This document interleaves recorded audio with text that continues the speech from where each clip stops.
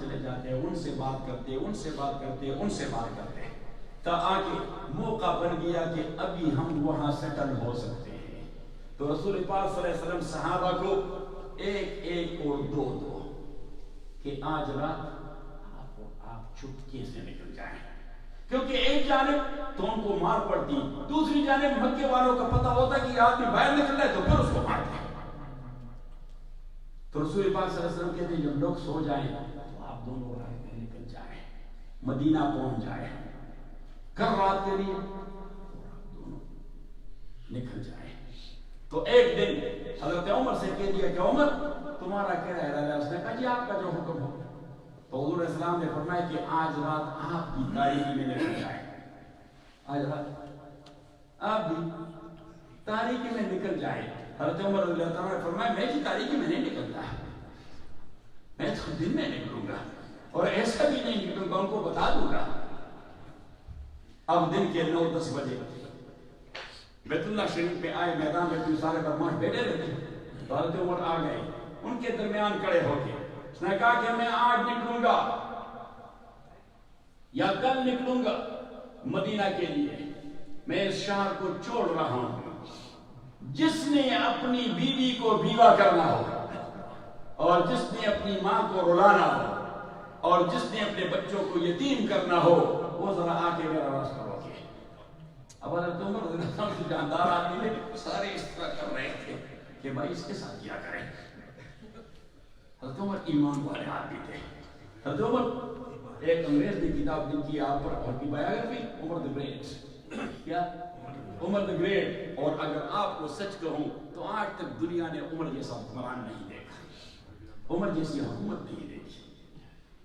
میں آج کے ہی کہہ رہا تھا کسی بیان میں کہ حضرت عمر رضی اللہ تعالیٰ عنہ پولیس کا محکمہ حضرت عمر کی ایجاد ہے، فوج ریگولر فوج کا محکمہ سے حضرت عمر کی ایجاد ہے، باقاعدہ قضاء اور عدلیہ جوڈیشری کا محکمہ حضرت عمر کی ایجاد ہے، باقاعدہ ریونیو کا محکمہ، ریونیو کو یہاں کیا کہتے ہیں؟ ریونیو کا نہ جو ٹیکس وغیرہ ہم جمع کرتے ہیں، آئی آر ایس کا محکمہ یہ حضرت عمر کی ایجاد ہے رضی اللہ تعالیٰ عنہ۔ جوڈیشری آپ کی ایجاد ہے، اور ریونیو میں صرف یہ نہیں کہ ٹیکس جمع کیا جاتا تھا، تقسیم بھی کیا جاتا تھا۔ یہ سوشل ویلفیئر کی ایجاد کس کی ہے؟ دنیا میں پہلی بار جو سوشل ویلفیئر یہ جو آپ لیتے ہیں وہ نیلے پیلے کاغذ وغیرہ، صحیح آپ بتاتے نہیں لیکن لیتے ہیں، سب لیتے ہیں، لیتے ہیں کہ نہیں لیتے؟ ہاں، تو وہ جو یہ سلسلہ حضرت عمر رضی اللہ تعالیٰ نے شروع کر دیا تھا، اور یہی وجہ ہے کہ آج بھی اسکینڈینیوین کنٹریز جو ہیں، اسکینڈینیوین کنٹری انہی میں یہ جو سوشل ویلفیئر کا سسٹم ہے ان کے قانون میں اس کو کہتے ہیں عمر لا۔ کیا کہتے ہیں؟ عمر لا، یعنی قانون عمر۔ سو جب وہ فیصلہ کرتے ہیں according to Umar law, under such and such section of Umar laws، کہ حضرت عمر کے قانون میں، حالانکہ غیر مسلم ہے لیکن چونکہ قانون اس نے انٹروڈیوس کیا تھا، سسٹم اس نے انٹروڈیوس کیا تھا، anyhow تو رسول پاک صلی اللہ علیہ وسلم صحابہ کو یہ کہ بات نہیں کرے، بھجواتے رہے مدینہ طیبہ۔ پھر وہ موقع آیا جب اہل مکہ دارالندوہ میں جمع ہو گئے۔ اب دارالندوہ کیا ہے؟ Senate hall. کیا ہے آج کے زمانے میں؟ Senate hall. لیکن ان کے سینٹ کا انتخاب نہیں ہوتا تھا، قبیلے کا چیف آٹومیٹکلی سینٹ کا ممبر ہوتا ہے، جس کا برطانوی میں ہوتا ہے ہاؤس آف لارڈز۔ وہاں پہ کیا ہوتا ہے؟ House of Lords. انتخاب نہیں ہوتا اس کا، وہ تو کوئین کسی چیف کو اٹھا دیتا ہے کہ آپ ممبر ہوں گے۔ تو ہاؤس آف لارڈز یا ایوان الامراء اسے کہتے ہیں، مالداروں کا ایوان، صحیح؟ تو وہاں پہ دارالندوہ یہ ان کا اجلاس، ان کی اجلاس کی جگہ تھی، جمع ہو گئے تھے کہ کیا کریں، محمد کا راستہ کیسے روکے صلی اللہ علیہ وسلم، کیونکہ اس کا پیغام پھیل رہا ہے، لوگ قبول کر رہے ہیں، یہ ہمارے لیے مستقبل میں بڑا خطرہ ہے۔ تو ایک آدمی اٹھ گیا اور اس نے کہا کہ ہم ایسا کرتے ہیں کہ محمد کو پکڑ کر ایک کمرے میں بند کر دیتے ہیں اور بھوکا پیاسا اس کو اس کمرے میں مروا لیں گے۔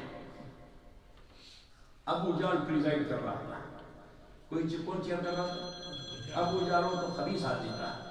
اس خبیث نے اپنے کمنٹ سے آدھی مارچ دے دیے. اس نے کہا یہ میں نے کہہ دیا کہ بند کر دیں. تو ابو جہل نے کہہ دیا کہ آپ کو پتا ہے آپ کیا کہہ رہے ہیں؟ بنو ہاشم اتنے کمزور ہیں کہ آپ اس کو بند رکھ سکیں گے اتنی مدت؟ اس کی بات تو رد ہو گئی. تو دوسرا آدمی تھا, اس نے کہا کہ اس کو بدر کر نکال دیتے ہیں. ابو جہل نے کہا یہ تو اس سے بھی بڑھ کر مصیبت ہے. انہوں نے کہا وہ کیسے؟ اس نے کہا کہ اس کے زبان میں تو جادو ہے, جادو. وہ باہر جا کر اتنے لوگوں کو ساتھ ملائیں گے کہ یہاں آ کے ہم سب کو جلا دیں گے. کہاں بھی بیٹھ جائیں. وہ بیٹھ گیا. اب باقی لوگ ڈر کے مارے نہیں اٹھ رہے تھے. یہ تو کسی کی نہیں مان رہا, چیف تھا. تو اس نے کہا میرے ذہن میں ایک تجویز ہے, اور وہ تجویز یہ ہے کہ ہم ہر قبیلے سے ایک ایک بندہ لے لیں گے اور آپ کے گھر کا محاصرہ کریں گے. صبح آپ جب نکلیں گے یک دم یلغار کر کے اس کو قتل کر دیں گے. اب سارے قبیلوں کے ساتھ تو بنو ہاشم نہیں لڑ سکتے. ایک قبیلے کے ساتھ تو لڑیں گے, لیکن مکہ کے سارے قبیلے تو کس کس سے لڑیں گے؟ اتفاق ہو گیا. ڈن. اس نے وہ ہتھوڑا مار دیا. اجلاس میں کیا ہوتا ہے, وہ لکڑی والا ہتھوڑا مار دیا کہ ڈن, قرارداد منظور ہو گئی. انہوں نے محاصرہ کر دیا. نبی پاک صلی اللہ علیہ وسلم کے پاس جبریل امین آئے اور آپ سے کہا کہ ان کی میٹنگ ہو گئی, تو آج رات آپ نے نکلنا ہے. دوپہر کا وقت تھا, سخت گرمی تھی. رسول پاک صلی اللہ علیہ وسلم حضرت ابو بکر کے دروازے پر آئے. دروازہ کھٹکھٹایا. حضرت عائشہ فرماتی کہ ابو نے کہا اس گرمی میں دوپہر میں رسول پاک صلی اللہ علیہ وسلم.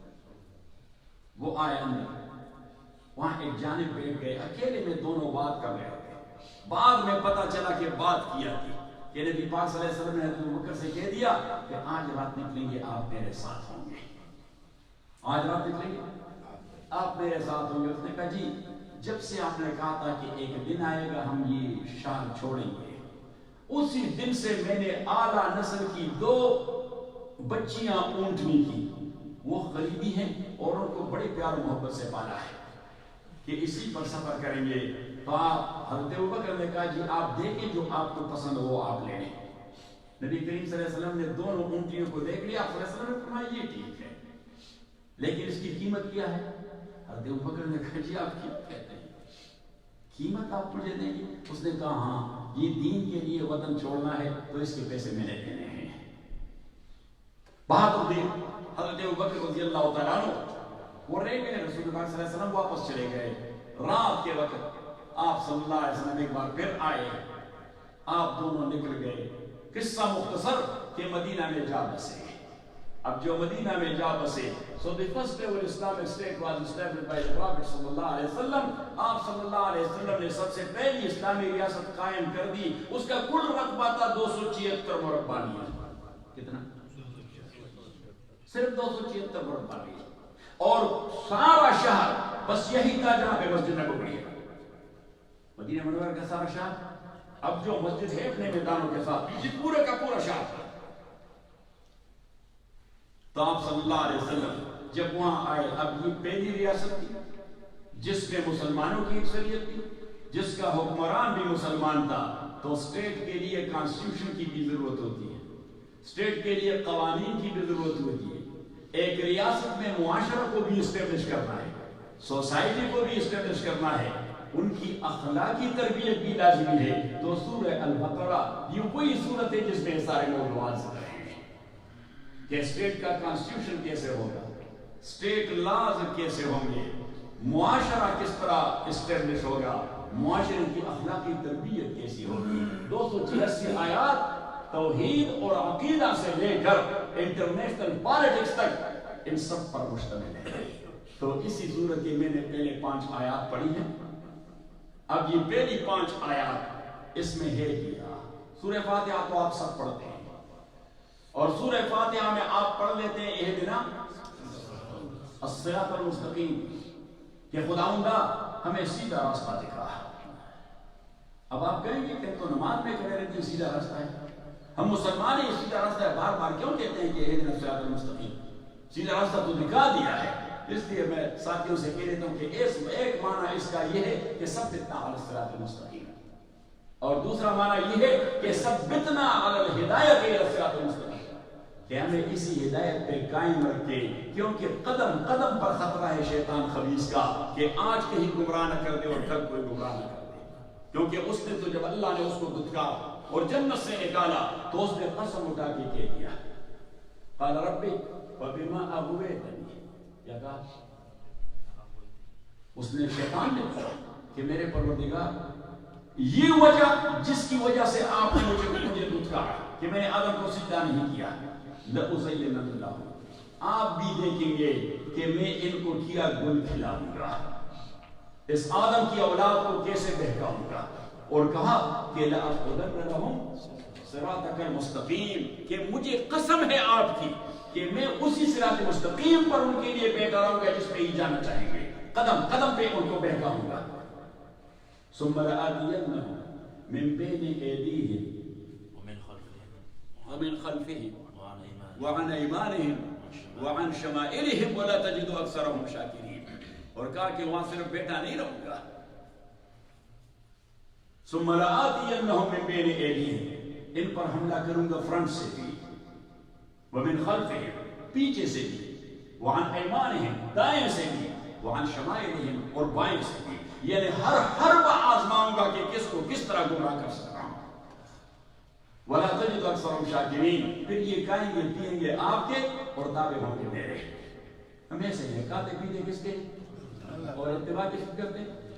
شیطان کے۔ اللہ بچائے رکھے، آمین زور سے، اللہ بچائے رکھے، اللہ بچائے رکھے، اور اس سے بچنا صرف اللہ کی مہربانی سے ہو سکتا ہے، ورنہ اس حدیث سے بچنا تو بہت مشکل کام ہے، وہ تو ہر جگہ ڈنڈی مارتا ہے۔ مولانا روم نے واقعہ نقل کیا ہے کہ حضرت معاویہ رضی اللہ تعالیٰ عنہ سے تہجد چھوٹ گئی، حضرت معاویہ سے تہجد چھوٹ گئی، صبح جب آپ اٹھے تو اتنے روئے کہ میری تہجد چھوٹ گئی، بہت زیادہ روئے، بلکہ نماز کے بعد بھی بیٹھے رہے اور روئے کہ یہ کیا شیطان کا غلبہ ہو کہ میری تہجد چھوٹ گئی۔ دوسری رات پھر جب سو گئے پھر گہری نیند میں چلے گئے، اب تہجد کی وقت کوئی آگے اس کو اٹھا لیا کہ اٹھو تہجد چھوٹ رہی ہے، تو آپ معاویہ رضی اللہ تعالیٰ اٹھ گئے، دیکھئے کہ ہاں واجی تو صبح نکلنا بس قریب ہے، 2-4 رکعت پڑھ سکوں گا، تو اس نے اس کا شکریہ ادا کیا کہ بابا آپ کی بڑی مہربانی، آپ نے تو کمال کر دیا ہے، رات میری نماز چھوٹ گئی تھی، رات میری نماز چھوٹ گئی تھی، یہ شکر ہے کہ آپ آئے کہاں سے خیر کا فرشتہ بن کے اللہ آپ کو اجر دے دے۔ اس نے کہا مجھے دعا نہ کیا کرے، مجھے دعا لگتی نہیں، تو اس نے کہا کہ آپ نے خیر کا کام کیا، دعا کیوں آپ کو نہیں لگتی؟ اس نے کہا میں تو دھتکارا ہوا ہوں، میرے پر تو اللہ کریم نے سرخ لکیر ماری۔ تو اس نے کہا کون ہے؟ اس نے کہا میں ابلیس۔ اس نے کہا ابلیس اور یہ خیر کا کام؟ اس نے کہا آپ جسے خیر سمجھتے ہیں یہی تو میرا شر ہے۔ اس نے کہا یہ تیرا شر کیسا ہے؟ اس نے کہا نبی پاک صلی اللہ علیہ وسلم نے فرمایا کہ جو جس نفل عبادت کا عادی ہو اور اس سے کسی عذر کی وجہ سے وہ مس ہو جائے تو اللہ کریم، اور اس کو اس پہ حسرت ہوتی ہے کیوں مس ہو گیا، تو اللہ کریم اس کو ڈبل اجر دے دیتا ہے۔ رات آپ کو ڈبل اجر ملا تھا، میں نے کہا کہ آج کہیں وہ نہ ہو جائے، تو وہ ہر جگہ خبیث ڈنڈی مارتا رہتا ہے۔ تو قابل احترام بھائیو بزرگوں، سورہ البقرہ کی 5 آیات، تو سورہ الفاتحہ میں ہم کہتے ہیں اہدنا الصراط المستقیم۔ اب صراط مستقیم کے پیچھے آپ کہاں گھومیں گے کہ کون سا راستہ ہے؟ ہم 99 پہ آئے ہیں، یہ بھی ایک صراط مستقیم، کوئی 5 پہ جاتا ہے، یہ بھی ایک صراط مستقیم ہے، ایک دوسرا بھی ہے سمندر کے کنارے، کون سا نمبر ہے اس کا؟ 101، تو وہ بھی سیدھا راستہ ہے لاس اینجلس سے یہاں تک اور یہاں سے لاس اینجلس تک۔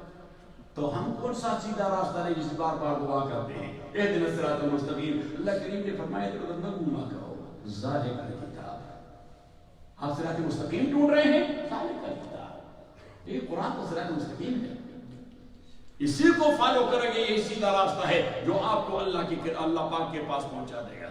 تو اللہ کریم فرماتے ہیں الف لام میم، اس کو کہتے ہیں مقطعات، قرآن کریم کی آیات کی ہم اصول تفسیر میں 3 انواع کو تقسیم کرتے ہیں. ایک کو ہم کہتے ہیں محکمات، دوسرے کو ہم کہتے ہیں متشابہات، اور تیسرے کو ہم کہتے ہیں مقطعات. تو محکمات وہ آیات ہیں جس کے الفاظ، معنی اور مفہوم تینوں ایک عربی دان کے لیے واضح ہوتے ہیں، وہ خود بھی اسے پڑھے وہ اس کو سمجھ آ جائے گی. متشابہات یہ وہ آیات ہیں کہ الفاظ واضح ہیں، معنی بھی واضح ہے، لیکن مفہوم اس کا کنفیوزنگ ہے.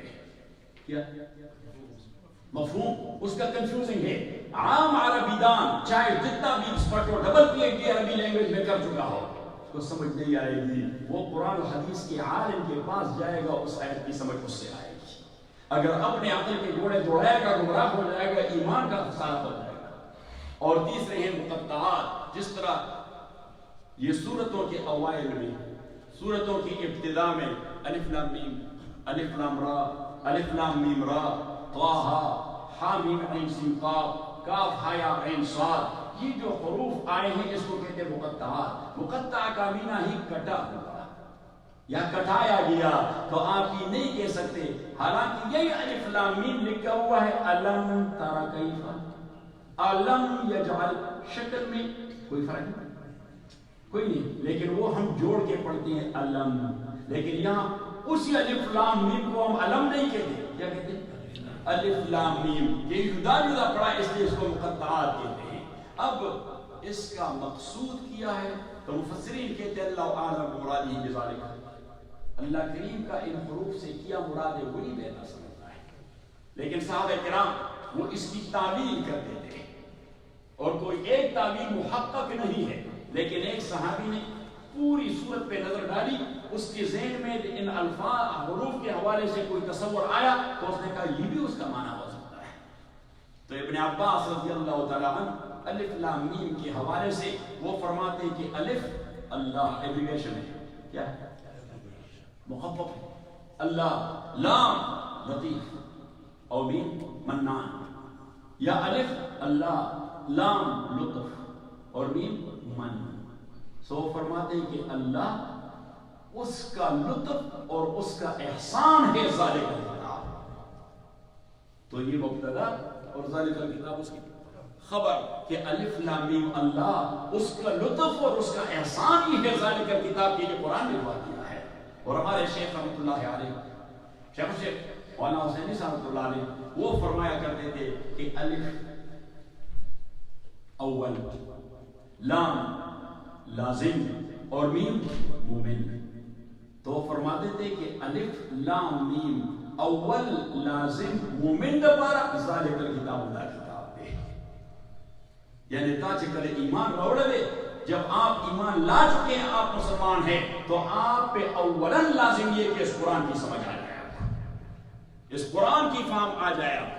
کیونکہ بغیر قرآن کے ہم مسلمان ہو سکتے ہیں؟ اس پر ایمان ہے تبھی مسلمان ہیں، قرآن پر ایمان ہے تبھی مسلمان ہیں.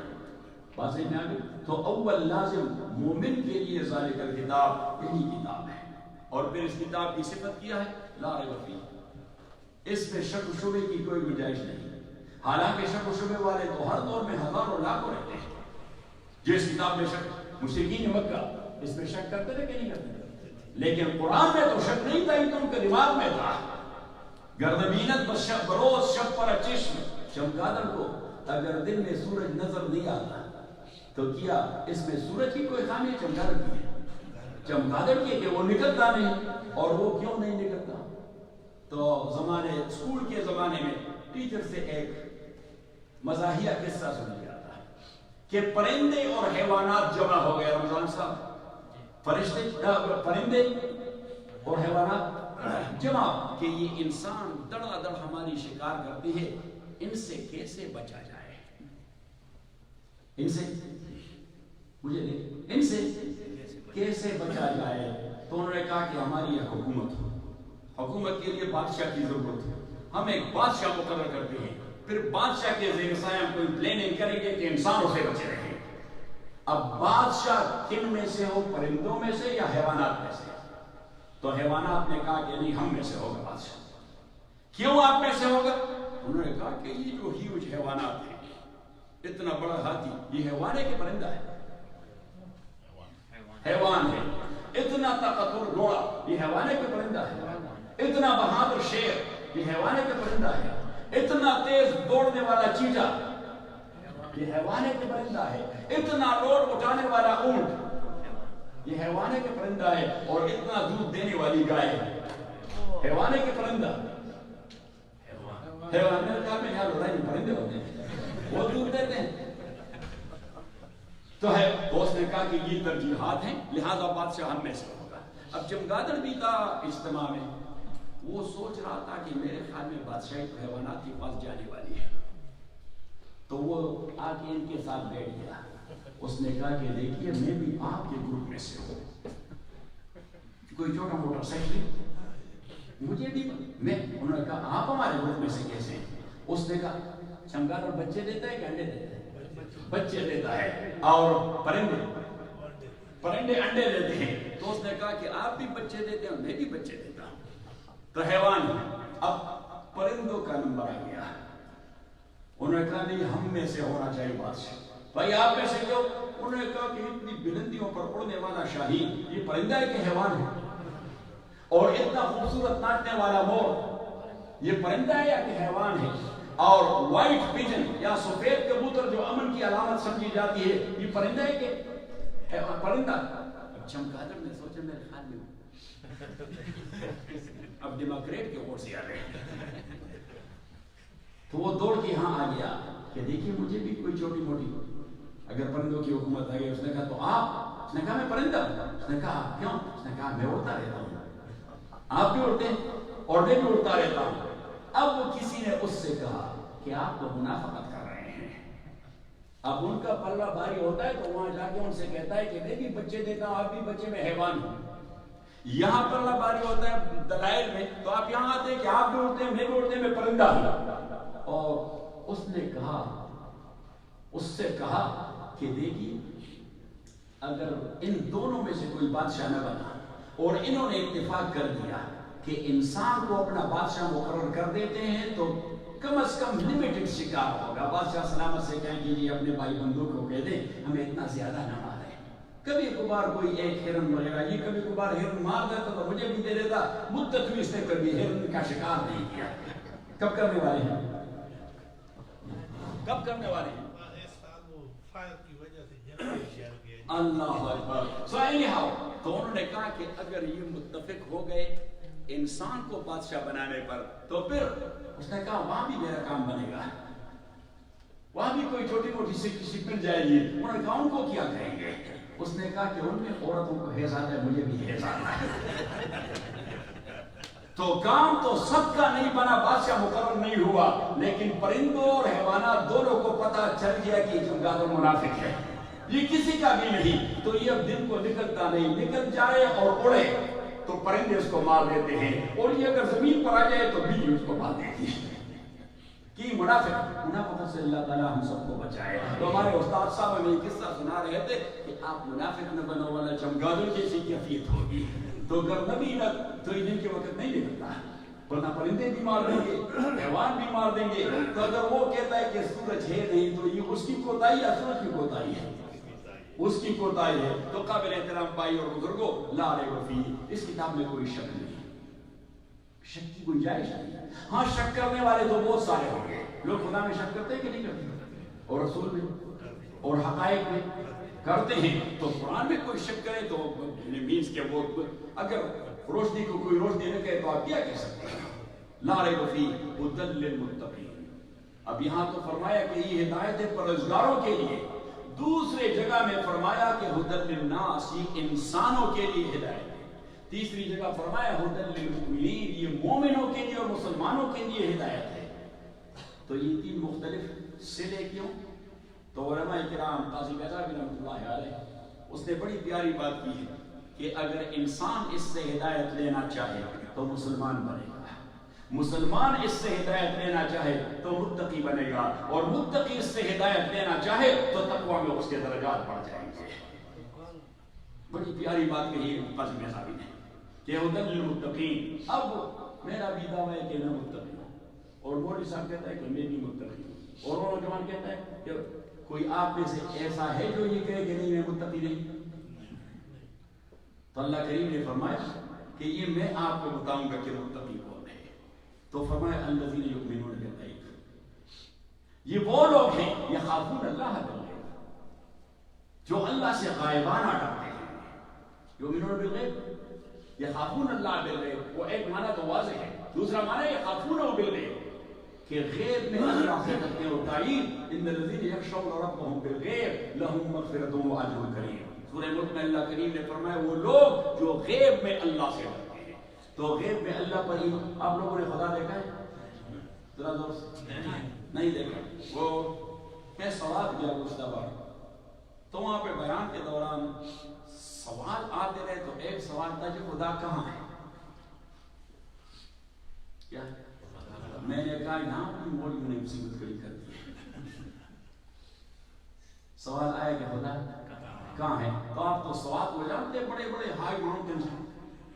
تو میں نے انہیں کہا کہ اچھا آپ کو بھی نہیں ملا ابھی تک؟ میں نے کہا میں تو ڈھونڈنے آیا ہوں سوال میں کہ یہاں پہاڑی اگر آسمان کے نزدیک ہے تو شاید مجھے مل جائے، لیکن وہ تو آپ سے بھی گم ہوا ہے. میں نے کہا مولیوں نے آپ لوگوں کا بھی بیڑا غرق کر دیا ہے کہ کوئی کہتا ہے عرش پر بیٹھا ہے، کوئی کہتا ہے ہر جگہ ہے.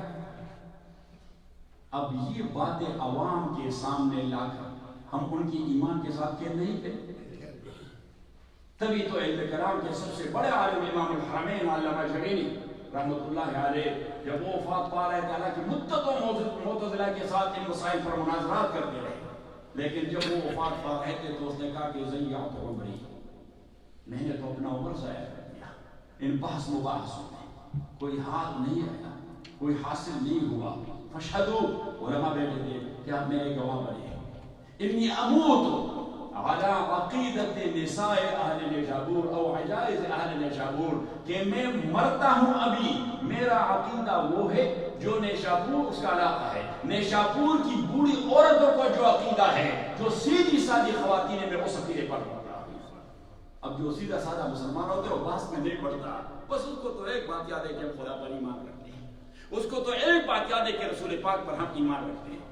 صحیح. اب میرے جیسے جو دو چار لکیریں اس نے پڑھی ہوں گی، صحیح، وہ تو باس میں پڑ جاتا ہے، لیکن سیدھا سادہ مسلمان اٹک کا ابھی سادے نہیں رہنا، اٹک والے نسوابی والے ابھی ہم سارے بڑے رنگدار بن چکے ہیں، بلکہ ابھی تو پہاڑیوں کی چوٹیوں پر بھی لوگ رنگدار ہیں، کیونکہ یہ ٹیلی فون جو ہے اس نے تو بیڑا کر دیا زندگی کا. تو قابل احترام بھائی اور بزرگوں، اب عقیدہ کیا ہوتا ہے سادہ لوگوں کا؟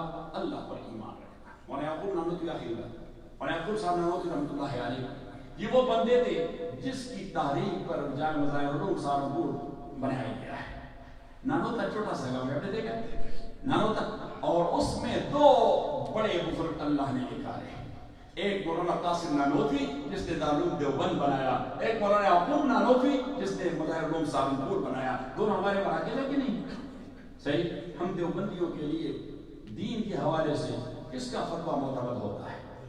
دارالعلوم دیوبند کا، مظاہر علوم سہارنپور کا، یہ دونوں ہمارے مذاہب. اور میں نے کہا کہ مراکز سے اپنے آپ کو نہ کاٹیں، ورنہ کسی جگہ اور کسی عالم پر اعتماد نہیں رہے گا تو پوچھو گے کس سے؟ اگر آپ نے اعتماد کا رشتہ ناتا توڑ دیا تو پھر پوچھو گے کس سے؟ تو قابل احترام بھائی اور بزرگوں، مولانا یعقوب صاحب نانوتوی رحمۃ اللہ علیہ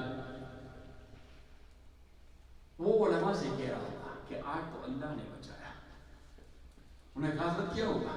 اس نے کہا میں راستے پہ آ رہا تھا، ایک آدمی ملا، اس نے کہا آپ شکل صورت سے مولوی معلوم ہوتے ہیں.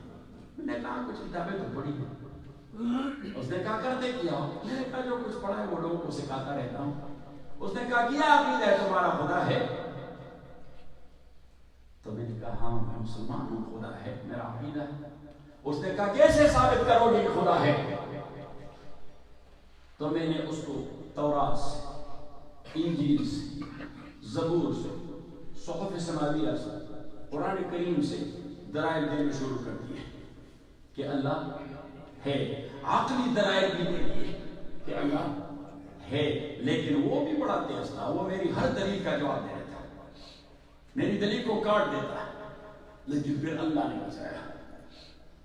تو علماء نے کہا کیسے کہ اللہ نے بچایا؟ اس نے کہا ایک زمیندار آ رہا تھا، بیلوں کی جوڑی اس کے ساتھ تھی، یعنی ہر چلا چلا کے بس واپس جا رہا تھا، اور ہم چکا کہتے ہیں، آپ کیا کہتے ہیں؟ چکا ہی کہتے ہیں. تو وہ چکا کہتے ہیں، اس میں وہ سوا بھی لگا ہوتا ہے.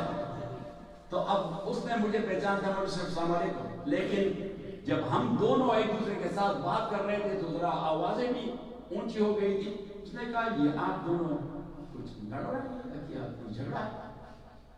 تو مولانا یعقوب صاحب نے کہا کہ میں نے اس زمیندار سے کہہ دیا کہ اصل میں یہ خدا کا بندہ خدا کو نہیں مان رہا.